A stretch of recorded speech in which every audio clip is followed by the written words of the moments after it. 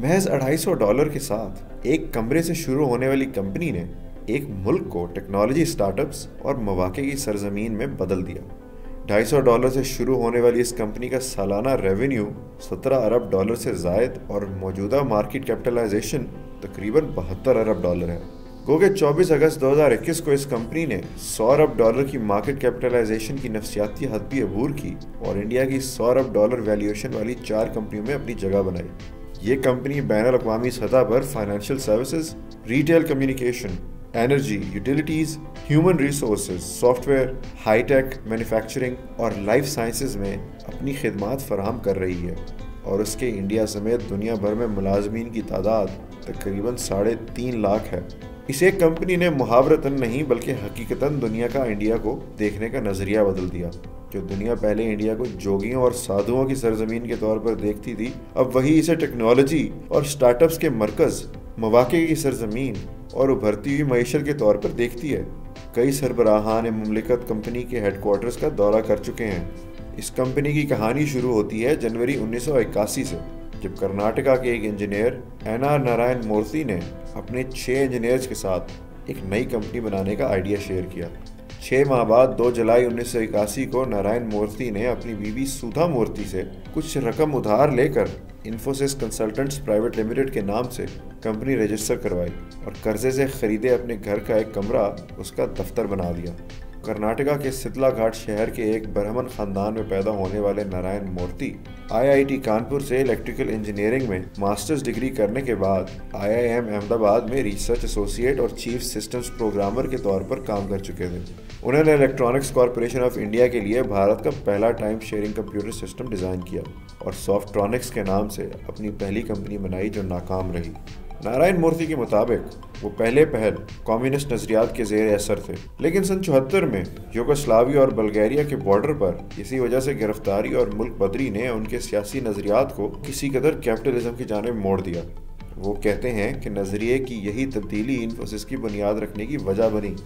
1981 में जब उन्होंने अपने इंजीनियर साथियों नंदन Nilekani, NS राघवान, S Gopal Krishnan, SD शेबुलाल, Krishna Dinesh और अशोक अरोड़ा के साथ मिलकर इन्फोसिस बनाई तो IT सर्विसेज की आउटसोर्सिंग का काम शुरू किया, लेकिन पहले 2 सालों तक इन्हें कोई क्लाइंट नहीं मिला। सन 1983 में अमेरिका की डेटा बेसिक्स कॉरपोरेशन से सॉफ्टवेयर डेवलपमेंट का पहला ऑर्डर मिला तो इन्फोसिस ने नारायण मूर्ति के घर से कंपनी का दफ्तर बेंगलोर मुंतकिल कर लिया। उसी साल कंपनी ने पहला मिनी कंप्यूटर भी इंपोर्ट किया।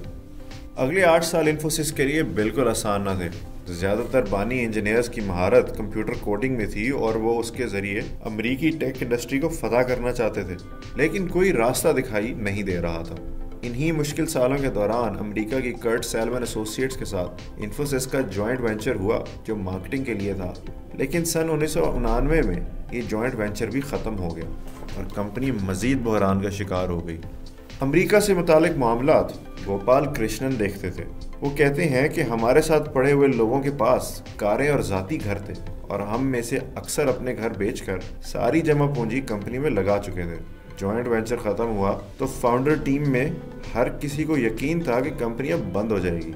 इसी दौरान बानी टीम के रुकन अशोक अरोड़ा ने इन्फोसिस की डूबती नाव से छलांग लगाकर खुद को महफूज करना ही बेहतर जाना। बाकी लोग भी शशोपंच का शिकार थे। इस मौके पर नारायण मूर्ति आगे आए। उन्होंने कहा कि अगर सब लोग भी छोड़ जाएं तो वो अकेले कंपनी चलाकर दिखाएंगे। ये धमकीनुमा जुमला काम कर गया और बाकी साथियों ने कंपनी छोड़ने का इरादा तर्क कर दिया। सन 1992 में इसे इन्फोसिस टेक्नोलॉजीज के नाम से पब्लिक लिमिटेड कंपनी बना दिया गया और सन 93 में सरमाया इकट्ठा करने के लिए पहला IPO ऑफर किया गया, जो अमेरिकी इन्वेस्टमेंट बैंक मॉर्गन स्टैनली ने बेल आउट किया। सन 99 में इन्फोसिस का सालाना रेवेन्यू $100 मिलियन से बढ़ गया, जो अब तकरीबन $17 बिलियन से ज़्यादा है। चूंकि इन्फोसिस का ज़्यादा फोकस अमेरिकी टेक्नोलॉजी मार्केट पर था और 1/3 रेवेन्यू अमेरिका से आ रहा था, इसलिए सन 99 में नैस्डैक स्टॉक एक्सचेंज पर रजिस्टर होने वाली पहली इंडियन कंपनी बन गई, जो मार्केट कैपिटलाइजेशन के लिहाज से नैस्डैक पर रजिस्टर्ड इस वक्त की 20 बड़ी कंपनियों में शामिल थी। इस वक्त इंडिया, चीन, Australia, America, Japan, middle east और यूरोप में इन्फोसिस के 80 से ज़्यादा मार्केटिंग ऑफिस और 120 से ज़्यादा डेवलपमेंट सेंटर कायम हैं। कंपनी का 60% रेवेन्यू शुमाली अमेरिका, 24% यूरोप, 3% इंडिया, जबकि बाकी 13% दीगर मुल्कों से आता है।